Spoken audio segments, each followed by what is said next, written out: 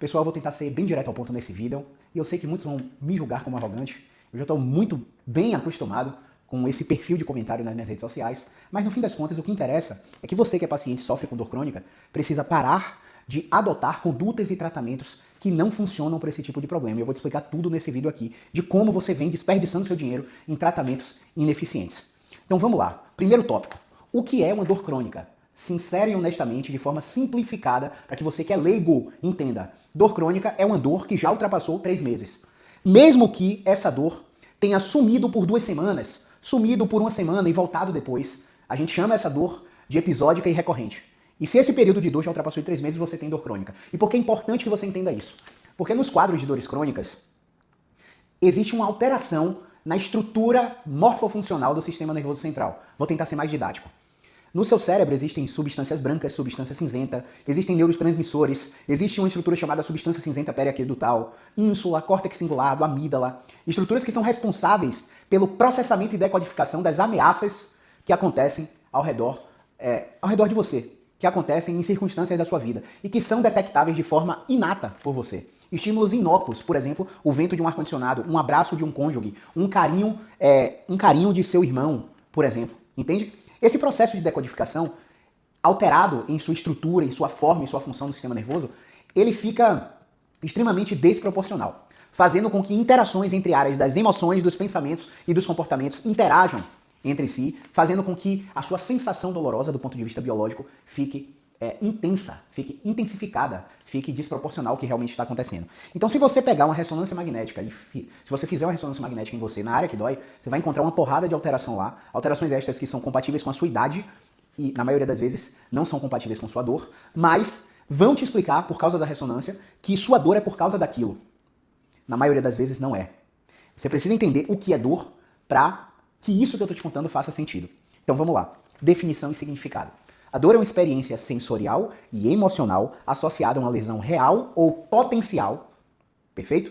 Uma vez que eu falo uma lesão real ou potencial, se você reconhecer algo que possa estar te lesionando, automaticamente você já sente dor. E aí eu quero contar uma história muito breve aqui pra você, que aconteceu lá nos Estados Unidos. Trabalhadores de engenharia civil, mestres de obras, pedreiros e diversos funcionários estavam trabalhando no levantamento de uma obra lá nos Estados Unidos e, de repente, um dos funcionários pisou no prego. Quando ele olhou para o pé, o prego estava transfixando o seu pé. Ele olhou, deu um grito, urrou de dor e se jogou no chão. Então, aquele setor da obra parou e diversos funcionários levaram aquele colega para a emergência hospitalar. Na emergência hospitalar, a enfermeira foi cortando a bota e quando a bota foi completamente cortada, o prego não tinha atravessado o pé. O prego tinha passado por entre os dedos, sem gerar nenhuma lesão, nenhuma laceração cutânea, nenhuma ferida.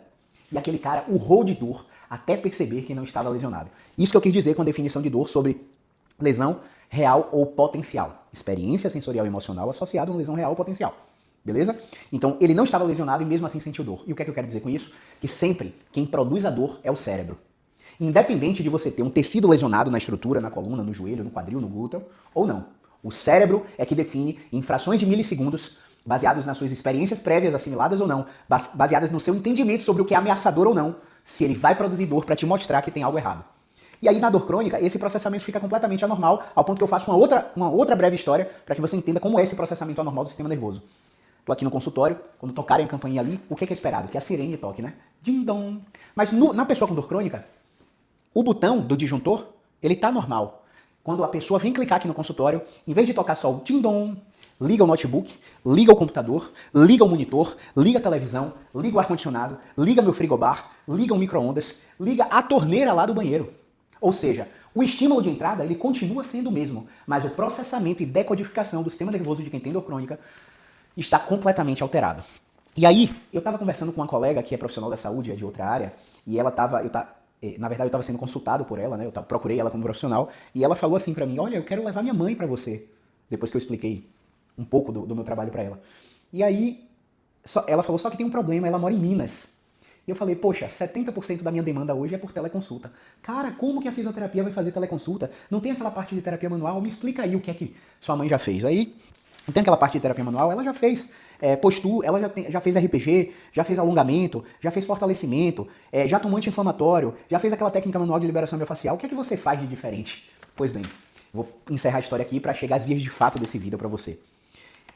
Esses 5 tratamentos, eles são os maiores fakes mercadológicos para tratar dor crônica. E por que eu te falei que eu vou ser direto ao ponto? Porque a gente tem no YouTube uma live para cada coisinha dessa de mais de 1 hora. Então a gente não vai se estender nesse vídeo, a gente vai resumir só para que você, que é leigo, que não é da área da saúde, entenda. Quando eu tenho dor crônica, tratamentos posturais não vão resolver o meu problema. Porque na dor crônica existe um mecanismo chamado hipervigilância. E os tratamentos posturais visam ensinar você a corrigir posturas e ativar certas musculaturas por longos períodos. Ou seja, ele faz você aumentar a tensão muscular, ele faz você aumentar o comportamento de hipervigilância. A hipervigilância age no sistema nervoso central, excitando o primeiro, o segundo e o terceiro neurônio, fazendo com que você sinta cada vez mais dor. Ou seja, o que eu quero dizer é que as pessoas com dor crônica, eles não têm que corrigir postura porque a definição de dor crônica, o significado da dor crônica, não vem de alterações posturais, beleza? Se você quiser entender mais sobre isso, procura no YouTube Caio César Fisioterapia e coloca lá RPG, coloca lá postura, coloca lá iso-stretching, né, do inglês. Você vai ver 2 ou 3 lives que eu fiz, completas, sobre como desmistificar o tratamento postural, tá bom? Então vamos lá. Segundo tópico, alongamento. Alongamento, pessoal, não é tratamento para dor. Alongamento é tratamento para encurtamento.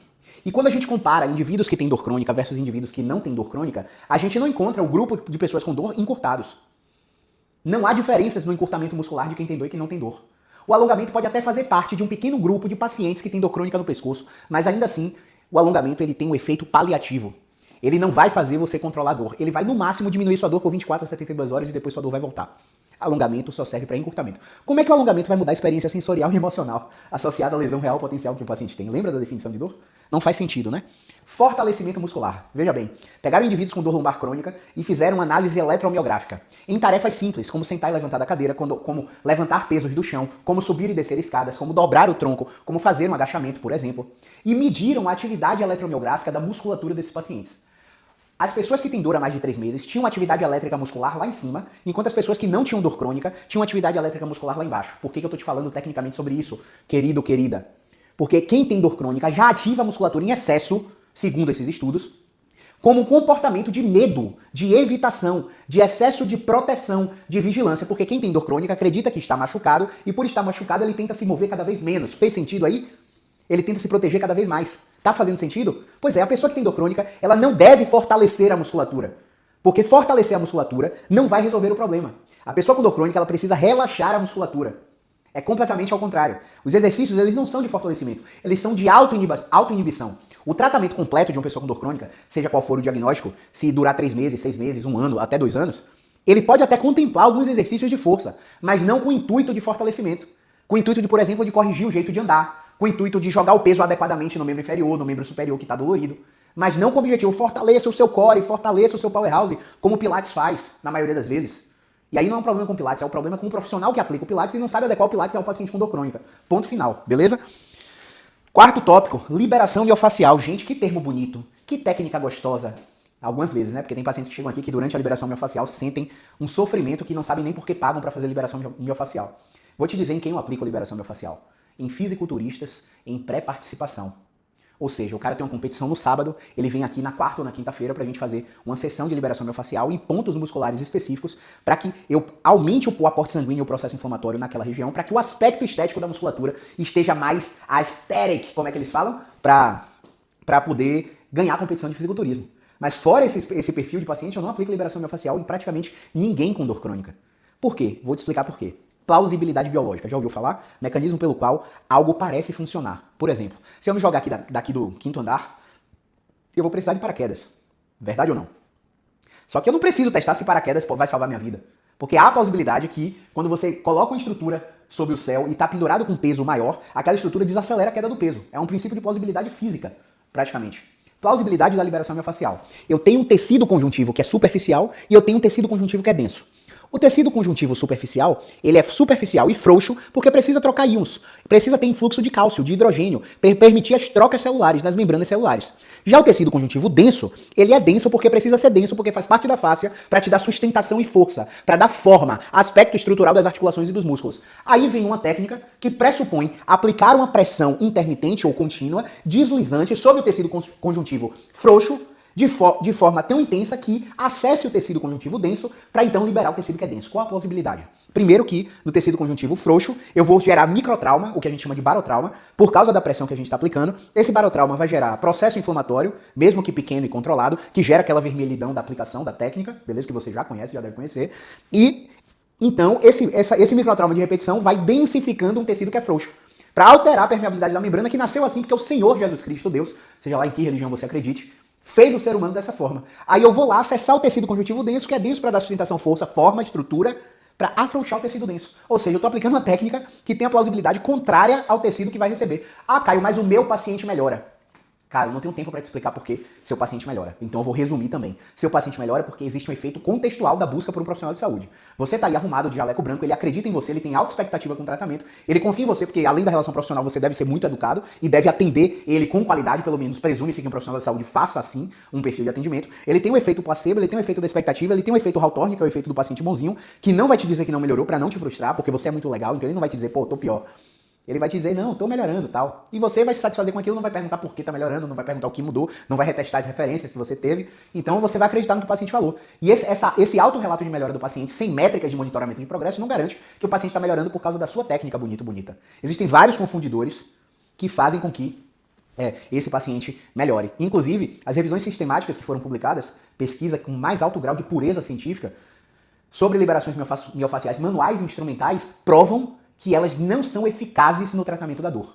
Então pare de se enganar. Tópico número 4 já discutido, tá? Tópico número 5, e eu considero esse o maior mito que engabela diversos pacientes, que é o mito da inflamação. Caio, inflamação não existe? Não é isso que eu tô te dizendo aqui. O que eu tô te dizendo é o seguinte: o processo inflamatório ele tem fases. Fases hemorrágicas, fases proliferativas, fases de cicatrização, fases de remodelamento.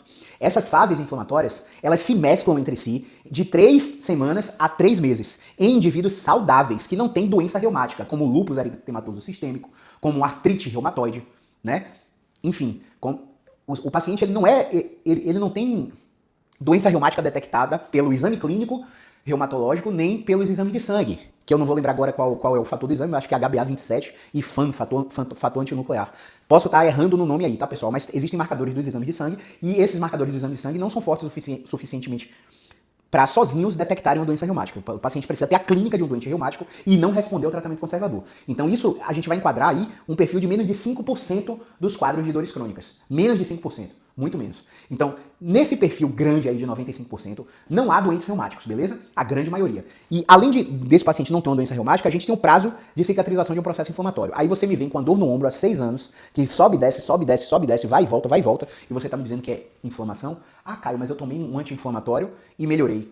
Você tomou anti-inflamatório porque o anti-inflamatório agiu também no seu sistema nervoso central. E aí o seu sistema nervoso central mascarou o problema, e aí você parou de sentir dor. Mas logo que o efeito do anti-inflamatório passa, o que é que acontece? Não vou nem falar aqui, né? Você que está assistindo até aqui já percebeu que seu problema voltou. E aí, o que é que eu tenho para te dizer? Existe um estudo muito interessante que ele pegou pessoas com dores lombares e submeteu elas a anti-inflamatórios, e pegou outro grupo de pessoas com dores lombares e não submeteu elas a anti-inflamatórios. Fizeram uma análise histológica, uma análise química, e perceberam que o paciente com dor, que se recupera mais rápido, tem uma grande cascata de ativação de neutrófilos, células do sistema imunológico. E aí o que é que o anti-inflamatório, seja ele inibidor seletivo ou não inibidor seletivo das ciclooxigenases COX 1 e 2, independente de qual classe de anti-inflamatório você usar. O que é que acontece ali? O anti-inflamatório vai agir na inibição da cascata de prostaglandinas, também vai agir na inibição da cascata de uma substância que eu não lembro agora, mas é protetor da mucosa gastrointestinal, e ela também vai usar na inibição da cascata de neutrófilos. Então, existe um mecanismo muito bem explicado quimicamente, onde o anti-inflamatório combate a cascata de neutrófilo e o paciente retarda a recuperação. Uma vez que esse estudo mostrou que quando a gente produz mais neutrófilo, quando está com dor lombar crônica, por exemplo, esse paciente se recupera mais rápido. E aí, só para que esse vídeo fique bem legal para que você entenda, estudos também mostraram que pacientes que têm uma dor lombar e vão fazer ressonância magnética se recuperam mais devagar, retardam a recuperação. Já o paciente que tem dor lombar crônica e não vai para ressonância, vai direto na fisioterapia, além de melhorar mais rápido, ele economiza o custo efetivo total de um tratamento em $2.700. Estudo americano publicado em 2014, salvo engano, The Economical Costs of Back Pain on United States of America. Pode publicar e pode buscar aí no Google, na PubMed, você vai ver uma economia no custo efetivo total de um tratamento de $2.700. Eu acho que com isso, você que é leigo, entendeu que a dor crônica é um problema de saúde pública. Ela vem sendo extremamente mal gerenciada pelo Serviço Único de Saúde, pelo SUS no Brasil. ela vem sendo extremamente mal gerenciada pelo serviço privado de saúde no Brasil, mesmo que você pague particular, mesmo que você use seu plano de saúde. Hoje a gente tem um supermercado da dor crônica, onde mais de 15, 16, 20 profissionais recebem esse mesmo paciente com dor lombar. Só para você ter ideia, o nefrologista recebe o paciente com dor lombar, o quiropraxista, o acupunturista, o reumatologista, o clínico geral, o ortopedista, o fisioterapeuta músculo-esquelético, o RPGista, o instrutor de pilates, o educador físico. E você acha que há um consenso, há uma diretriz em como se tratar uma dor lombar? Você acha que esses 20 profissionais que recebem o paciente com dor lombar entregam um tratamento padrão ouro? É óbvio que não. Então hoje, infelizmente, o sistema de saúde, ele é um case de negócio em superfaturamento. Hoje a gente sabe de profissionais que recebem comissionamento de laboratórios farmacêuticos por prescrever determinada droga para o paciente. A gente sabe de profissionais que são desligados de seus serviços se o paciente não entra na emergência e não recebe a prescrição de uma ressonância magnética. O médico é simplesmente desligado do serviço. Tamanha é o programa, entre aspas, de venda casada que o sistema de saúde faz para esses pacientes. E qual que é o objetivo desse vídeo? É fazer com que você tenha clareza que sim, esse sistema funciona, mas funciona para menos que 5% dos pacientes. Eu diria até menos que 2%, que são os pacientes que têm patologias específicas. O cara fraturou uma coluna, o cara tem uma metástase na coluna, o cara está com infecção na coluna. Doenças específicas, que acontecem em menos de 2% dos casos, que a gente chama de red flag, que é uma bandeira vermelha, suspeita de uma patologia subjacente grave. Não é o que acontece em 95 a 98% dos casos. Essa grande maioria esmagadora dos casos que tem dor crônica são dores desencadeadas por mecanismos neurofisiológicos múltiplos, com influências de múltiplas dimensões da vida, biológico, social, psicológico, emocional, questões de trabalho, questões familiares, questões conjugais, questões financeiras, privação de sexo, transição de vida e carreira, problemas de aceitação com óbito, com luto. Múltiplos fatores da vida interferem no desencadear da dor crônica. Aí tá você, querido, querida, pagando particular tratamento com correção postural, tratamento com alongamento, tratamento com fortalecimento completamente aleatório, tratamento com anti-inflamatórios, tratamentos com terapias manuais de liberação miofascial, tratamentos que você deita numa maca e só recebe técnicas. Isso não existe. Caio, mas afinal, o que é que funciona no tratamento da dor crônica? O que funciona é o paciente entender como a dor crônica é processada no cérebro, que é o que a gente chama da primeira etapa do Making Sense of Pain. A dor precisa fazer sentido para o paciente precisa entender como o problema dele funciona. O que funciona é a exposição gradual ao que o paciente teme. Eu sempre faço analogia com medo de barata. Medo de barata, a gente trata a ansiedade na terapia com medo de barata como? A gente elenca os SUDs. O que são os SUDs? Um nível de 1 a 10 sobre experiências extremamente aversivas com aquela situação que o paciente tem ansiedade. Então, qual a situação 10 com barata? Entrou uma barata voadora aqui no consultório, deu livre guarda. Seria a situação 10. Qual a situação 1? Eu tô vendo uma barata de plástico ali na porta. Então, o terapeuta vai elencar dessa situação 1 a 10 e vai expor o paciente gradativamente, semanalmente, que até 2 vezes na semana, o nível 1, depois o nível 2. Por quê? Quando o paciente tem uma crise de ansiedade, a ansiedade bate de 0 a 10, 10. Só que ela não chega a 15, ela chega só até 10. O paciente fica em sofrimento psicológico por um período e depois existe um fenômeno neurofisiológico que a gente chama de habituação. A habituação vai fazer com que o grau de ansiedade caia e que o paciente perceba que aquele SUD número 1 não é tão aversivo como deveria ser. A mesma coisa no paciente com dor crônica nessa etapa que a gente chama de dessensibilização sistemática, que é a exposição gradual. Então, se o paciente está com dor para andar, para sentar, para levantar, a gente vai dar um jeito de colocar esses movimentos de formas diferentes para que ele se exponha e que o sistema nervoso central entenda que precisa haver neuroplasticidade. Novas conexões neurais para reforçar aquele comportamento, desfusionando o pensamento nocivo que está na cabeça do paciente. Tá doendo, portanto vou me machucar. Tá doendo, portanto vou piorar. Tá doendo, portanto está ferido. Não, na dor crônica não há mais ferida. As feridas já foram cicatrizadas. Lembra do início do vídeo? As feridas já foram cicatrizadas. E aí essa desfusão de pensamento vai fazer com que o paciente troque o comportamento de evitação pelo comportamento de enfrentamento e acelere o que chamamos de rota da recuperação. Eu espero que tenha feito muito sentido esse vídeo para você. Eu espero que você compartilhe esse vídeo com o máximo de pessoas que estão fazendo tratamentos completamente ineficientes. E qual o problema, gente, de fazer um tratamento ineficiente? A frustração que o paciente tem a cada investimento feito, a cada tratamento realizado, potencializa o que chamamos de barreira de recuperação psicológica. O paciente entra num estado de desesperança profunda. E esse estado de desesperança vai fazer o quê? Conexões neurais no seu cérebro, fazendo com que o cérebro perca o potencial analgésico. Sim, o seu cérebro tem a farmácia que você está comprando lá na loja.